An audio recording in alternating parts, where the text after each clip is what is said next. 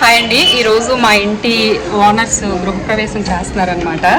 So అక్కడ సత్యనారాయణమూర్తి వ్రతం అయితే చేస్తున్నారు. ఆ సత్యనారాయణమూర్తి వ్రతం చూడడానికి మమ్మల్ని కూడా ఇన్వైట్ చేశారనమాట. అందుకని చెప్పేసి వెళ్తున్నాను. అక్కడ వ్రతం ఏంటి, ఎలా పూజ అంతా చూద్దాం రండి.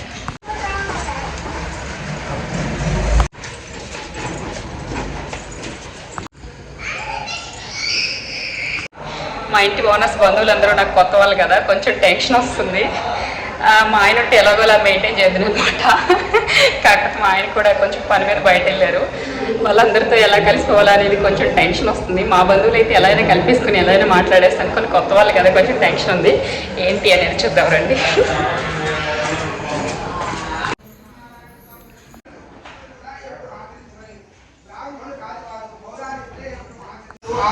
ఆవు పాల గోధుమలు 10 నిమిషం బియ్యంలో చక్కెర నిమిషం బెల్లం ఇవి అన్ని సమానంగా చేరు ప్రాణులు చేకూర్చు నివేదన చేయవలెను. ఆ విధముగా నైవేద్యం నృత్య గీతాదిలో జరిపించవలెను. ఇది భూలోకున కలియుగమునందు ఇష్టకాంతార్థమపడుటకు మిక్కిలి సులభమైన మార్గము. అథ ప్రథమోధ్యాయ సమాప్త. ఈ నలుగురు మాత్రం పుష్పాలు వేసేది. ధూప దీప అనంతరం శుద్ధ ఆచమనీయ సమర్పయామి. నీట్గా ఒలిచి ఇచ్చేసాను. కొబ్బరికాయ ఉంది చెప్పారు. ఒలుచుకోండి, మాది వచ్చింది.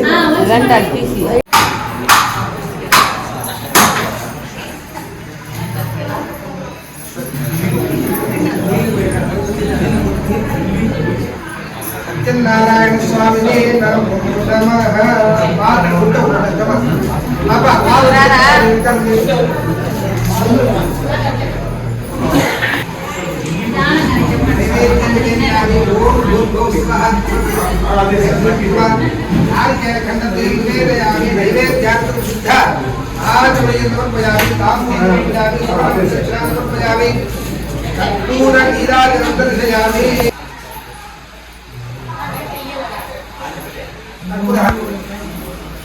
నలుగురు పట్టుకోడు కర్పూరాన్ని బట్టి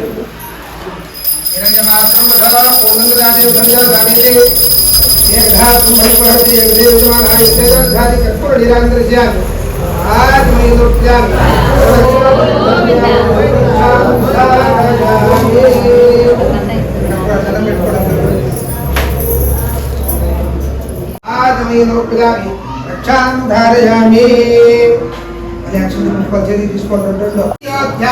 రెండో కథ చెప్తున్నారు, అందరూ శ్రద్ధగా వినాలి.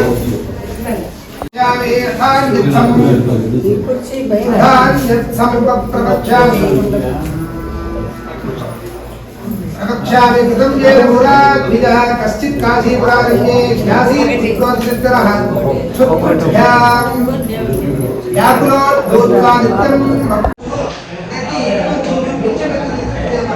భగవంతుడు బ్రాహ్మణ ప్రేమ అంటే బ్రాహ్మణుడు అంటే చాలా ప్రేమ. బ్రాహ్మణ రూపత్వాన్ని పొంది ఆ బీద బ్రాహ్మణుడు ఎదుర్కోయి, బ్రాహ్మణుడా వేదం వేదం చదువుకున్నాడు, శాస్త్రాలు చదువుకున్నావు, అలా ఇలా ఉంటివేమి అని అడగగా, ప్రభు నేను మిక్కులు దరిద్రుడని భిక్షాటన చేసి జీవించుతున్నాను, నా దరిద్రము పోగొట్టుకునే నా ఉపాయం చెప్పమని బ్రాహ్మణుడు అడిగారు. వెంటనే ఆ బుద్ధ బ్రాహ్మణుడు పోయి సత్యనారాయణ స్వామి శ్రీహరి అవతారమే ఉన్నారు, ఆ సత్యదేవుని సేవించినచో నీ కష్టములు అన్నీ తొలగిపోవును, ఆ సత్యనారాయణ వ్రతం ఆచరింపుము ఆ విధము కూడా చెప్పి, ఆ బుద్ధ బ్రాహ్మణుడు ఆ వ్రతం ఆచరించి విధానములు కూడా చెప్పి అక్కడనే అదృశ్యుడయ్యారు. అది విని బ్రాహ్మణుడు ఆ వృద్ధ బ్రాహ్మణుడు చెప్పినటువంటి సత్యనారాయణ వ్రతాన్ని రేపు చేస్తానని మనసులో సంకల్పించుకుని ఆ రాత్రి ఉత్సాహం వలన నిద్ర రాకపోగా ఎంతో కాలం గడిపి మరణాడు ప్రాతకాలమై లేచి నృత్య కృత్యములు నెరవేర్చుకున్నవాడి ఈ రోజు తప్పక సత్యనారాయణ చేసిన మనసులో సంకల్పించుకుని భిక్షాటనకు బయలుదేరారు. ఆ విధమున ఆ బ్రాహ్మణుడికి చాలా ద్రవ్యం లభించినది. అతడు బ్రాహ్మణులను బంధువులను పిలుచుకుని భక్తి శ్రద్ధలతో సత్యనారాయణకు ఆచరించడు. ఆ వ్రతం యొక్క ప్రభావం వలన ఆ బ్రాహ్మణుడు సకల సత్యనారాయణకు భక్తి శ్రద్ధలతో చేయుచున్నది. ఈ విధంగా ప్రతి మాసము సత్యనారాయణుడు చేయడం వలన బ్రాహ్మణుడు మహైశ్వర్యవంతుడియే కాక సకల పాపముల నుండి విముక్తి పొందిన వాడు, అంతిమ స్వర్గలోక ప్రాప్తి పొందాడు.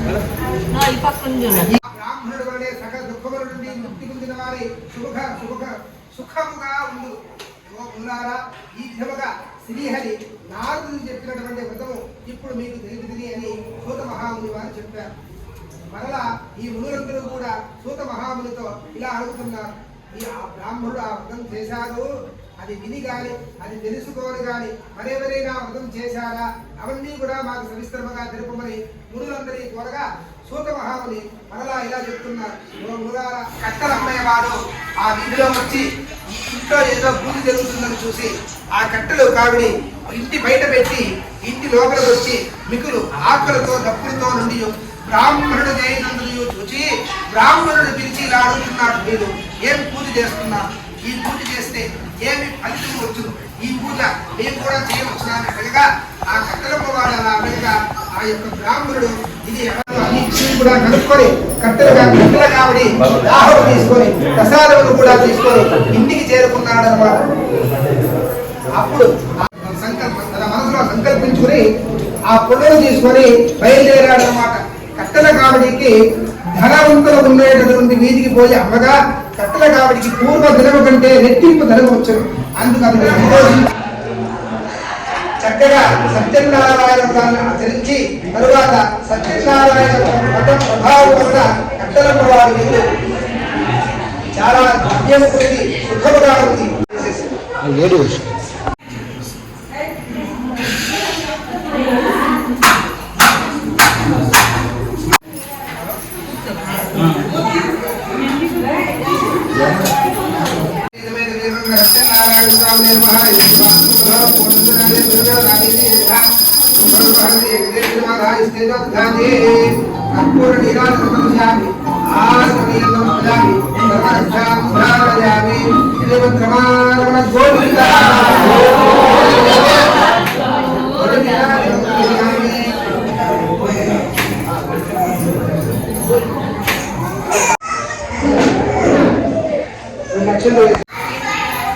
ఇప్పుడు చేతిలో పట్టుకోండి నక్షత్ర పుష్పాలు. తృతీయోధ్యాయ మూడవ కథ చెప్పుతున్నాను, అందరూ శ్రద్ధగా వినండి. కథ చెప్పేది అర్థమవుతా ఉందా? అందరికీ అర్థమవుతుందా? మూడవ కథ చెప్పుతున్నాను వినుడు. పూర్వము రాజు అతడు ఇంద్రియములు జయించిన వాడు, సత్యవంతుడు, ప్రతి దినము దేవాలయములకు పోవచ్చు, బ్రాహ్మణుడు విశేషమైనటువంటి ఫల తాంబూలాన్ని నమస్కారం చేసుకుంటాడు. అతని భార్య చాలా సౌందర్యవతి, మంచి గుణము కలదు. ఆ దంపతులు పోనాడు ఆ వ్రతం ఆచరిస్తూ ఉన్నాడు. ఆ రాజు యొక్క వ్రతం చేస్తుండగా సాధువు అనేటటువంటి ఒక వైశ్యుడు అనంతమైనటువంటి ఆలోచించుకొని ఆ యొక్క పడవను ఒడ్డులకు పట్టించి ఆ రాజు వద్దకు పోయి రాజును ఇలా అడుగుతున్నాడు, ఓ రాజా, ఈ చెట్టు కింద కూర్చొని పూజ చేస్తున్నావు, ఏమి పూజ ఇది, పూజ చేస్తే అడగగా అప్పుడు రాజు చెప్పుతున్నాడు, మాకు భక్తులు ఆచరించేటువంటి విధానములు కూడా తెలుసుకొని అక్కడే ఉండి ప్రసాదములు తీసుకొని ఆ పడవలు తీసుకొని వ్యాపారం ఇంటికి వెళ్ళి వ్యాపారం పూర్తి చేసి తిరిగి ఇంటికి వచ్చి తన భార్య అయినటువంటి ఇప్పటికి నాకు కుదరదు అని అప్పటికి ఆ సమాధానం చెప్పి వ్యాపారం ప్రక్రియలోకి బయలుదేరు. తర్వాత కొంతకాలంలో కళావతికి యుక్త వయసు వచ్చుడు చూచి ఒక దూతను పిలిచి అమ్మాయికి తగిన వరుణ్ వెతికి చూసి తీసుకురమ్మని చెప్పి పంపారు. సాధువు అనేటువంటి వైశ్యుడు మహావైభవంగా వివాహం జరిపించారు. ఆ వివాహ సమయంలో ఆ ఆనంద సమయంలో పెద్ద విషయాన్ని మరిచిపోయారు. అందరికి సత్యనారాయణ స్వామి వైశ్యుడికి కోపం వచ్చింది. అప్పుడు వ్యాపారమున హృదయుడైనటువంటి ఆ వైశ్యుడు అల్లుడితో కూడా వ్యాపార నిమిత్తము బయలుదేరి సముద్ర తీరము గల రత్నసానుపురము అనేటటువంటి ఒక ప్రాంతానికి చేరుకున్నారు. ఆ రత్నసానుపురము చంద్రకేతుడు మహారాజు పరిపాలించుచుండు. సాధువు తన వ్రతము చేయకుండుట వలన సత్యనారాయణ స్వామికి కోపం వచ్చిన వాడై అతనిని శపించరు. దీనికి దారుణమైనటువంటి కఠినమైనటువంటి దుఃఖము కలుగుగాక అని శపించరు. రాజభటులు ఆ దొంగలు పట్టుకున్న నలుమూలలో వెతుకుతూ తమ దగ్గరకు వచ్చుచుండటం చూచి ఆ దొంగలు ఆ ధనమును ఆ బ్యాగ్ అక్కడే వదిలేసి పారిపోయినారు. రాజభటులు ధనము అక్కడ ఉండడం చూచి ఆ ఇద్దరు వైశ్యులు ఇంతకుముందు అక్కడ ఉన్నారు కదా, వీళ్ళే దొంగలను నిశ్చయించుకొని వారిని కట్టి రాజు కొరకు కొనసాగిపోయింది. భటులు రాజును చూసి, ప్రభు, ధనముతో కూడా చోరును పట్టి తీసుకుని వచ్చి విచారించి తగిన శిక్ష విధింపుడు అని విన్నపించింది. రాజు ఏమి విచారింపగలే వీరిని తీసుకొని పోయి కారాగ్రహంలో బంధింపబడి ఆజ్ఞాపించరు. భటులు వైశ్యుడు తీసుకొని పోయి కారాగ్రహం బంధించి ఎంత ప్రార్థించినా వారి మాట వినవరు వారు లేకపోయింది. ఇంకా ఆ చంద్రకేతు మహారాజు వైశ్యుల పడవ ఎందున్నటువంటి సామానులు ధనము నేరుగా దరిద్రము సంభవించరు. మనోవిచారములు అధికమయ్యను. తినుటకు తిండి ఏదో లేక ఇంటికి తిరిగి పిలిచి వ్యక్తులకు వెతుకుచుండు. కళావతియు అన్నము లేక వెతుకుచుండు. ఆ బ్రాహ్మణుడు ఇంట సత్యనారాయణుడు తిరుగుతుండగా చూచి కళావతి ఆ వ్రతము పూర్తి అయ్యేంత వరకు అక్కడనే ఉండి వ్రతము చూసి కథ విని స్వామిని ప్రార్థించిన కళావతి ప్రసాదములు కూడా స్వీకరించి రాత్రికి ఇల్లు ఆలస్యముగా చేరుకున్నారు. తల్లి కళావతి చూసి ఇక్కడ అమ్మాయి ఇంత రాత్రి వరకు ఎక్కడ ఉంది అని అమ్మాయి సత్యనారాయణ తెలుసుకుంటుండగా వ్రతం పూర్తి చేయడం వరకు అక్కడనే ఉంది. కథ విని ప్రసాదములు కూడా తీసుకుని వచ్చింది అని చెప్పి అది విని లీలావతి సంతోషించి తాను ఆ వ్రతము చేయగలరు సంకల్పించుకొని వైశ్యుని భార్య అయినటువంటి లీలావతి బంధువులతోడును రాహులను వండించి క్షమించి ఆ భర్తయో అల్లుడిది ఇల్లు చేరినట్లుగా అనుగ్రహించమని ప్రార్థించు. అలా లీలావతి సత్యనారాయణుడు చేసింది కాబట్టి స్వామి మరలా సంతుష్టుడై ఆ రాత్రి ఎందు చంద్రకేతు మహారాజులకు స్వప్నం అంటే కళలు సాక్షాత్కరించి కారాగారమున అన్యాయముగా బంధింపబడి ఉన్నటువంటి ఇరువురిని వైశ్యుల్ని రేపు పొద్దున్నే విడిచిపెట్టు, వారి ధనవంతయు వారికి ఇచ్చివేవు, నువ్వు చేయలేదంటే నువ్వు సర్వనాశనమైనటువంటి కళలోనే స్వామికి ఆ యొక్క రాజునికి చెప్పి మరనాడు సూర్యోదయం వెంటనే రాజు మంత్రులు ఇదాదులు అందరినీ కూడా పిలిపించి ఒక సభ చేసి రాత్రి తనకు వచ్చినటువంటి కళ సభలోని వారందరికీ కూడా చెప్పి ఆ వైశ్యుని వెంటనే బంధ విముక్తులు చేసి తీసుకురండి అని పంపారు. భటులు వెళ్ళి వారిద్దరిని తీసుకొని వచ్చి రాజు ముందు నిలబెట్టి ఆ వైశ్యుడు రాజును నమస్కరించి రాజు ఇంకనూ తమకెట్టి శిక్ష విధించును అని భయభ్రాంతులే ఉంది. అప్పుడు రాజు వైశ్యును చూచి పోయి దైవ ప్రాతికూల్యం వల్ల కష్టాలను చెప్పి చేయకపోవడం వలనే ఇట్లా దుఃఖము బాధ కలిగినది.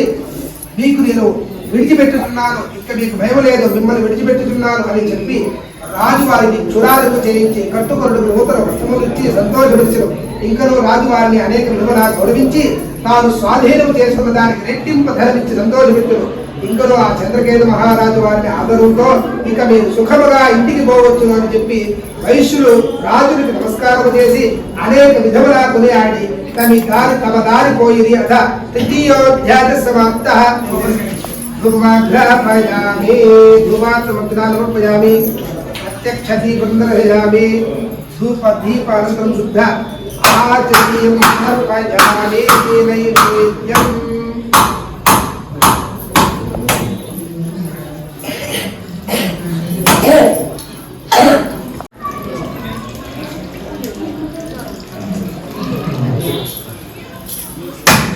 టైం అయిపోయిందా?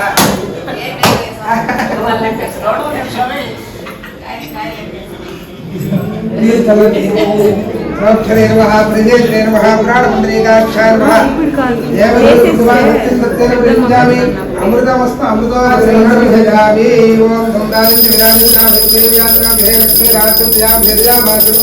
కర్పూరజామి ఆజోయామి సర్వరక్షాన్ ధారయామి శ్రీమద్రమారమణ గోవింద.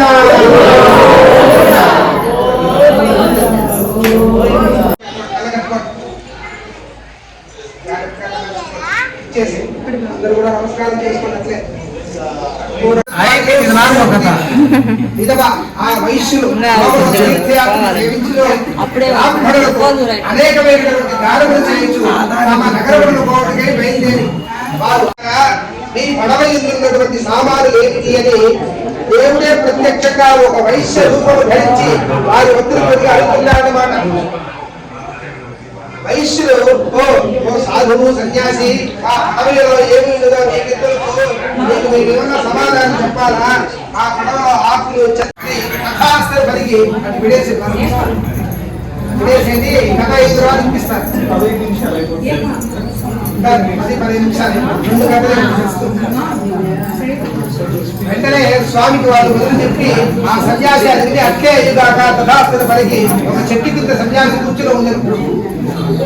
వీళ్ళు కొంత దూరం ప్రయాణం చేసి అక్కడ పక్కనే సముద్ర తీరమున పడవలు ఒడ్డును పట్టించి అక్కడ స్నానం చేసి అనుష్ఠానం చేసి పడవ దగ్గరికి వచ్చి పడవ ఏంటి బయట తేలుతుందో అని చూసి వెంటనే కూర్చుని కొంతసేపటి నీళ్ళు తెచ్చుకొని నిలబించసాగను. అప్పుడు అల్లుడు మామలు చూసి ఏడ్చుడు వల్ల ఏం ప్రయోజనమున్నది? ఒక సన్యాసి ముందు వచ్చాడు. ఆయన అడిగిన వెంటనే ఆయన మనము ఆకులు అలము అని ఇలా మన పడవలో ఘనము సూచనలు పడుతూ ఆకులు అలములు ఉన్నది అని చెప్పి వెంటనే పరుగున ఆ సన్యాసి మంది ఎక్కడ ఉన్నాడో వెతుకుతూ పోయి ఆ చెట్టు కింద కూర్చొని జపం చేసుకుంటూ ఉండేటటువంటి సన్యాసిని చూసి నమస్కారం చేసి, మహాత్మా అజ్ఞానుడు మీతో పరిహాసముగా మాట్లాడుతూ ఆ అపరాధాన్ని క్షమించినది రక్షింపునని అనేక విధములా ప్రార్థించి అప్పుడు సన్యాసి ఆ వ్రతం చేయకపోవడం వలనే నీకు బాధలు కలిగినాయి అని చెప్పి మనుషుడు ఆ సన్యాసులు మంత్రిలోని మాయలోనే ఉన్నది.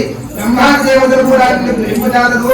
నేనెంత వాడను నా వేదము నా ధనము నాకు లభించినట్లేమో నన్ను రక్షింపు అని అనేక విధములా ప్రార్థించను. అందుకు సంతుష్టి స్వామి మరలా పడవలో సత్యనారాయణ స్వామి యొక్క అనుగ్రహం వలన తన ధనము లభించినందుకు సంతోషించి స్వనగరములకు పోటీ మరలా బయలుదేరి తరువాత వైశ్యుడు అల్లుడా అదే మన రక్తసారములు అని చెప్పి తమ రాక భార్య పుత్రికలు తెలిపిన దూతలు ఆదేరింది అని చెప్పారు. లీలావతి ఆ దూత మాటలు విని చాలా ఆనందించి, అమ్మాయి సత్యనారాయణ త్వరగా ముగించడము, నేను పడవ దగ్గరకు పోతున్నాను అని చెప్పి తన కుమార్తెను తొందర చేసి బయలుదేరి వెళ్ళిపోయాడు. అక్కడ కుమార్తె పూజ పూర్తిగానే చేసింది కానీ ప్రసాదము తెచ్చుకోవడము మరిచిపోయింది కానీ మరలా స్వామికి కోపం చేసింది. అందరూ ఆ సాయం తీరవంతున్నటువంటి పడవ చూసేదానికి వచ్చిన సందర్భంలోనే తీరవంతున్నటువంటి పడవంతా కూడా మరలా నీరులో మునిగిపోయింది. తీరవంతున్న వారందరూ కూడా అక్కడ ఉండేటటువంటి వారంతా కూడా చూసి ఆశ్చర్యపోయింది. వారందరూ అటు కీర్తిండు. తల్లి తన కుమార్తెను చూసి విలపించుతూ అల్లుడా చూస్తుండగానే ఆవుతో కూడా మునిగిపోయింది కదా సత్యనారాయణ స్వామి కుమార్తెను కౌగిలించుకొని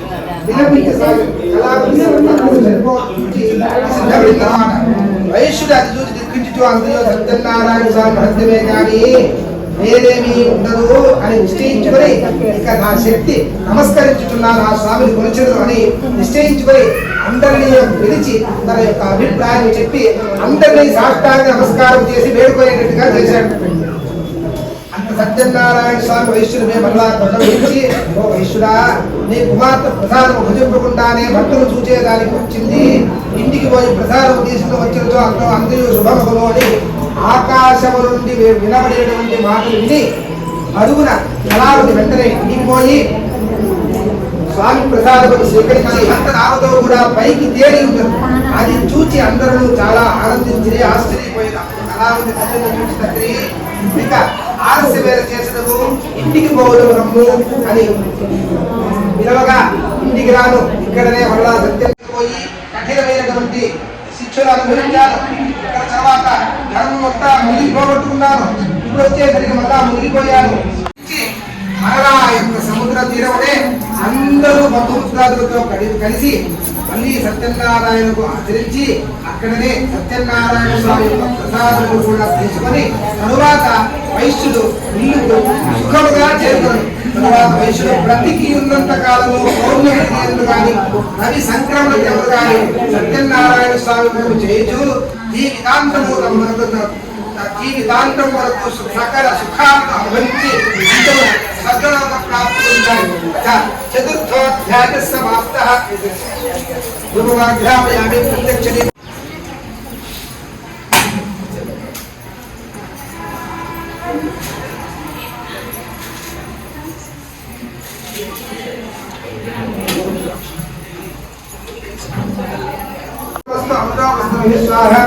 రమాదేవి సత్యనారాయణ స్వామి చతుర్థోధ్యాయామి కర్పూర నీరాజందర్శయామి కర్పూర నీరాజందర్శయామి ఆచమనీయం సమర్పయామి సర్వరక్షాం ధారయామి గోవింద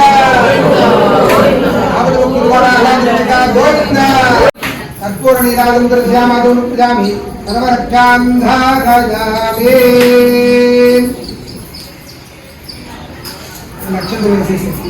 సమస్తోపచార పూజాన్ని సమర్పయామి.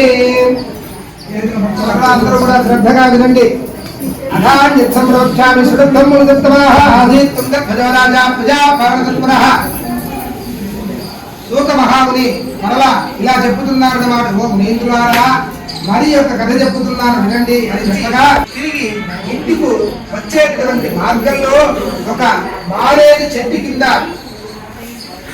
వందలు బంధువులతో కూడుకున్న వారి వ్రతం. కనీసం అక్కడ ఉండేటటువంటి స్వామిని కూడా నమస్కారం చేయకరే రాజ్యానికి వెళ్ళిపోయారన్నమాట. వీరందరూ కూడా భక్తి శ్రద్ధలతో పూజను ఆచరించి వీళ్ళు ప్రసాదములు కూడా తీసుకోకుండానే రాజు వద్దకు పోయి ప్రసాదం నుంచి రాజు మందిరంలో ప్రసాదములు కూడా పెట్టి వెంటనే వీరందరూ కూడా భక్తి శ్రద్ధలతో ఆ చోటుకు మరలా చేరుకొని ప్రసాదం అందరూ కూడా తిన్నారు. రాజు ఆ ప్రసాదాన్ని చూచి తిరగనే వేరే నగరానికి బయలుదేరి వెళ్ళిపోయాడు. అందులకు సత్యనారాయణ స్వామికి రాజుకి ఆగ్రహం వచ్చి అందుచేత ఆ రాజు యొక్క 100 మంది కుమారులు పారిపోయారన్నమాట. సకల సంపదను అపహరించుకొని పోయారు. క్రమక్రమముగా దరిద్రము సంభవించదు. తరువాత రాజుకి గుర్తొస్తుందన్నమాట. ప్రసాదం తీసుకొని వచ్చినా కూడా మనం తినకుండా వచ్చేసామే అని చెప్పి తెలుసుకొని స్వామికి నమస్కారం చేసి వెంటనే అక్కడి నుంచి వచ్చి గొల్లల వద్దకు వచ్చి అందరినీ కూడా పిలిచి మరలా ఆ యొక్క చెట్టు కిందే సత్యనారాయణ చేసి స్వామి యొక్క అనుగ్రహం పొంది విధవ ఆ రాజు మరలా ధనవంతుడే సకల కష్టముల నుండి విముక్తి పొందిన వాడే వారి యొక్క పుత్రులందరూ కూడా 100 మంది తిరిగి వెనక్కి వచ్చేశారు. బ్రతికి ఉన్నంత కాలము సుఖముగా ఉంది. అంతిమ స్వర్గలోక ప్రాప్తి పొందాయి. మహాప్రభావమైనటువంటి వ్రతమును భక్తి కథను భక్తి శ్రద్ధలతో విందులో వారు ధనవంతులకు బంధనము పొందిన వారికి విముక్తి పొందుతూ భయగ్రస్తులకి భయం కలగు సకల అభీష్టములు పొందిన వారి అత్యమ స్వర్గలోకం ప్రాప్తి పొందారు. కావున సత్యనారాయణకు చేయవలసినటువంటి ఆవశ్యములు వ్రత విధానాన్ని ఈ యొక్క వ్రతము యొక్క మాహత్యములు అందువలన లభించే ఫలితములు మీకందరికీ వివరించింది. కలియుగంలో సత్యనారాయణ స్వామికి ప్రత్యక్ష ఫలప్రదాయమైనటువంటి కలియుగమున సత్యనారాయణ స్వామి కొందరు సత్యేశ్వరుడు అనుకుంటారు, కొందరు సత్యనారాయణుడు అనుకుంటారు, కొందరు సత్యదేవుడు అనుకుంటారు. సనాతనుడైనటువంటి హరి కలియుగమున అనేక అవతారములు రూపములు పొంది భక్తులను తీర్చుకుంటారు. వ్రతము చేయుటకు శక్తి లేకుండా ఎవరైనా ఈ వ్రతము చేయించుకుంటుగా చూచినను భక్తి శ్రద్ధలతో కథల విధులను సత్యదేవుని అనుగ్రహం వలన సకల కష్టములు తొలగిపో సకల సంపదలు కలుగును. ఇది శ్రీ స్కాందపురాణే రేవాఖండే సత్యనారాయణ గ్రంథాయ పంచమోధ్యాయ సమాప్తః. మీరు చేసినటువంటి ప్రసాదం అంతా తీసుకొని వచ్చేసి ఇక్కడ చేశారు కదా అన్న ప్రసాదాలంతా ఇంకా ఏమేమి పండ్లు కింద తెచ్చారో అన్ని కూడా అక్కడ దగ్గర పెట్టేసేది.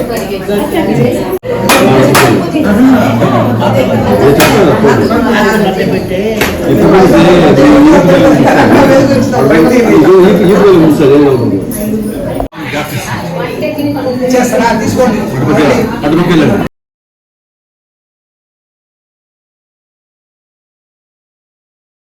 నూతన వస్త్ర ఆభరణాలు సకల సౌభాగ్యం 10 కోట్ల గట్టి వరహములు లేకపోతే అందరికి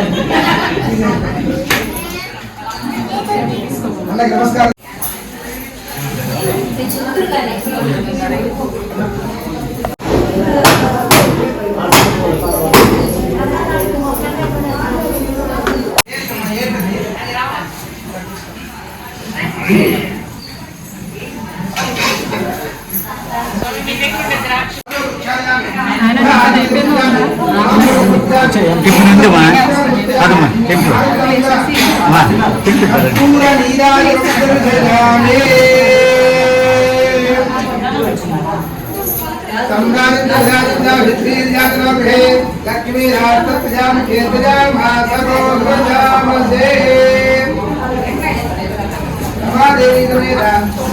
సత్యనారాయణ స్వామి పట్టుకొని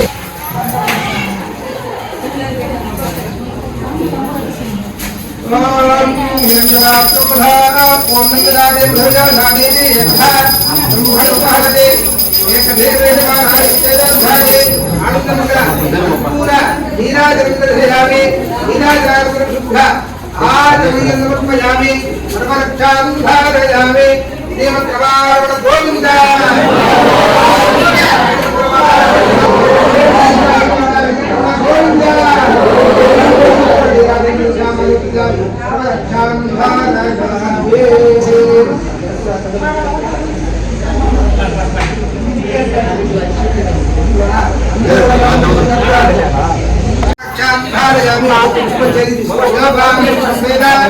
पुष्पवान् प्रजावान् पुष्पवान् भवते चन्द्रभावान् अपां पुष्पवान् प्रजावान् पुष्पवान् भवते एकं सेना जपा भाइन्द्रं सेना आयतनवान् भवते नारायणाय विद्महे वासुदेवाय धीमहि तन्नो विष्णुः प्रचोदयात् महादेवी विद्महे भगवती धीमहि तन्नो लक्ष्मी प्रचोदयात् पुष्पादि समर्पयामि అందరూ కూడా ఆ పూలతో పాటు అలా అందరూ శ్రద్ధగా ఉంటారు అందులో ఆ పూలతో పాటు పెట్టుకొని అందరం చెప్పిన తర్వాత దేవుడికి ఎదురు నమస్కారం చేసుకోవాలి. లేదంటే పుష్పము స్వర్ణ పుష్పం అంటారు దేవుడు పూజ పెట్టుకొని వేస్తే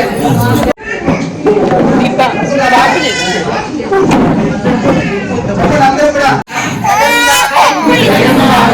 ఆగీశం వరదాయకం అందరికీ వచ్చు సగుణంచ గుణాతీతం గోవిందం సహస్రాణి క్రియంతే అహర్నిశం మయా దాసోయం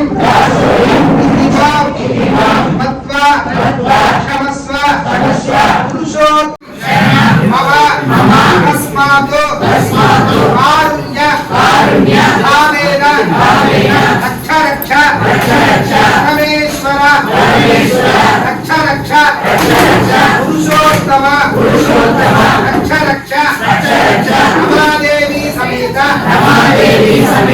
వీర వెంకట సత్యనారాయణ స్వామినే నమో నమః. కూడా మీకు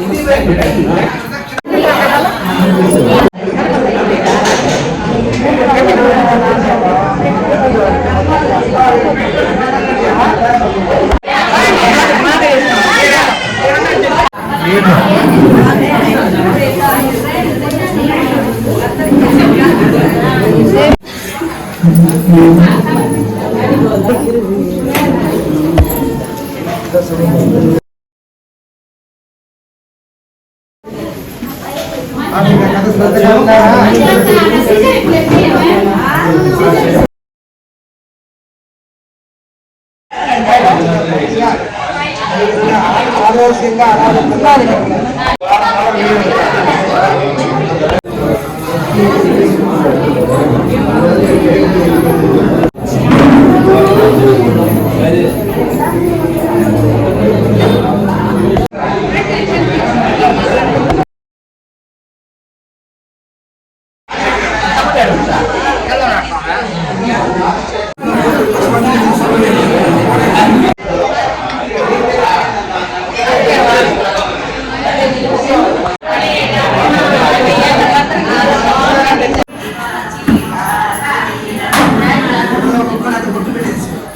వారిద్దరు కూడా తీశారు.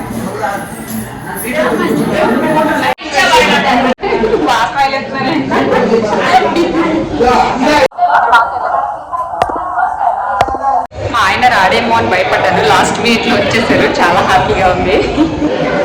ఏదేమైనా కూడా ఏదైనా పూసకి కానీ ఎక్కడికైనా వెళ్ళేటప్పుడు భర్త పక్కన లేకపోతే ఎన్ని ఉన్నా కూడా వెలితిగా ఉంటుంది. అవునా కదా, మీరే చెప్పండి.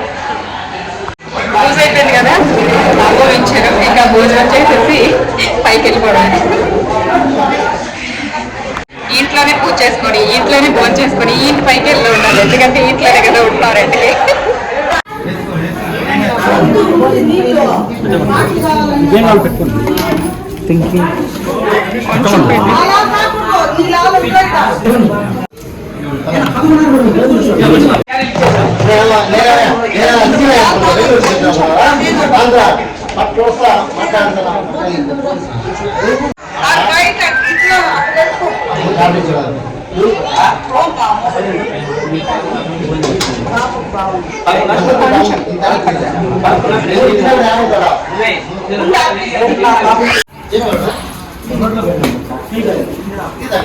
ఏం